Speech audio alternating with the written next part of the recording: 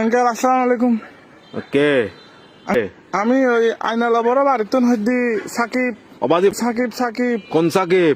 ওই আইনালা বড় বাড়ি থেকে দিয়ে আপনার বন্ধু বাসিনের ছেলে। হ্যাঁ, কি অবস্থা বাবা, কেমন আছো? আঙ্কেল আমার আব্বু আম্মুকে একটু বুঝে বলতে পারবেন?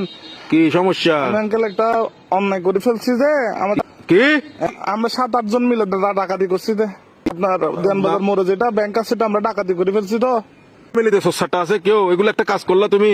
হ্যাঁ, তোমার পিছিয়ে তো পুরা দেশের পুলিশ আর্মি সবগুলো পড়বে এখন। Uncle, এগুলো তো আমি কি বুঝাবো এখন তোমার না, ঘরে? uncle, টাকা তোমার দরকার কাজগুলো না। কিন্তু উচিত হয় নাই। না না না, এগুলো কিন্তু একদম এমন কি দরকার তোমার? একদম তুমি তো তোমাদের ঘরে তো সবকিছু আছে। আঙ্কেল আমার বন্ধুরা না, এগুলো বলে লাভ নাই। তোমার ঘরে কি Uncle, তোমার কি অভাব আছে?